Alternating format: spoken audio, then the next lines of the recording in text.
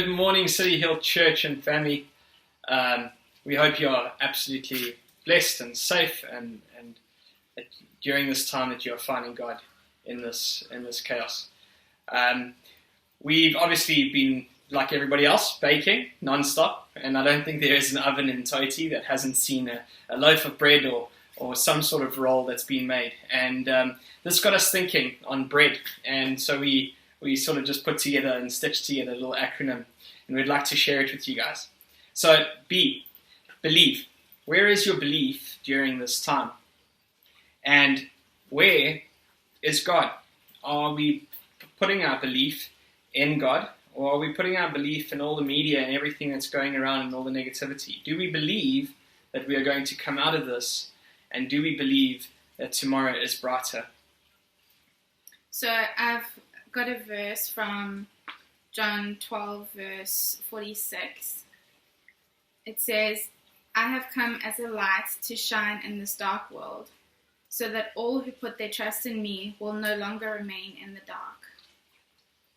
So isn't that just so relevant?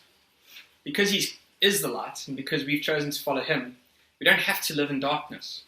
We can choose to live in light. And that brings us to R, rest. Are we finding rest in doing very little? Are we an essential services worker and we are running non-stop, and you maybe can't find rest at all? I've found personally in this lockdown so little to do yet so busy, and it's very difficult to find the rest in God. We need to allow ourselves time to rest. Jesus rested. God's disciples rested. Exodus 33 verse 14 says. So this was actually God speaking to Moses before they went into Canaan. And he said, so verse 14 says, "The Lord replied, I will personally go with you, Moses, and I will give you rest. Everything will be fine for you." And the NIV actually says, "My presence will go with you." Sure. So he says, my presence will go with you, and you will have rest. The two go hand in hand, it seems. I don't think it is possible to find godly rest without God's presence. And we need to make an active decision on connecting those two. E, eat. So we've noticed there's a lot of eating going on constantly. It's difficult to stop. But actually, whenever, or most of the times in the Bible, whenever there was eating, there was fellowship. And in these dark times, in these times when we can't actually connect and on a personal basis or in face-to-face, we need to realize that fellowship is still so important, if not more. We need to constantly get ourselves out onto different platforms, Zooms, Skypes, or whatever. We need to make sure that we are stirring one another up. Stirring each other up, not with negativity, but with positivity.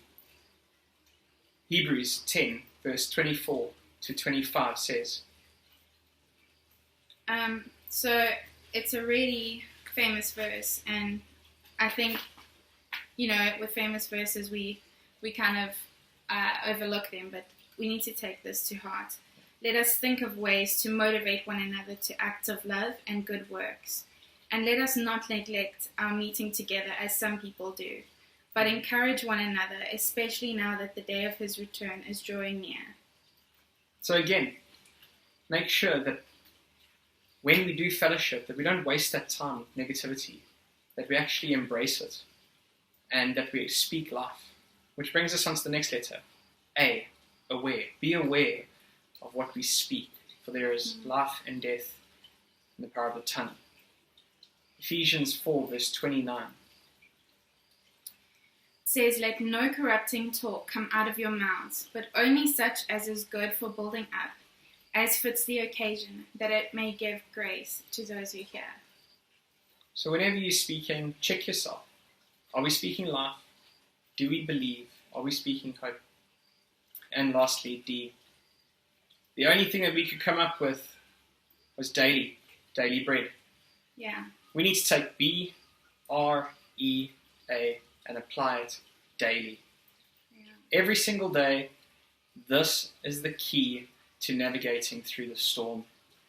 It is the recipe to constantly topping up that lamp so that we can stay positive, optimistic, and hold on to God during these times. We love you. We miss you. See you.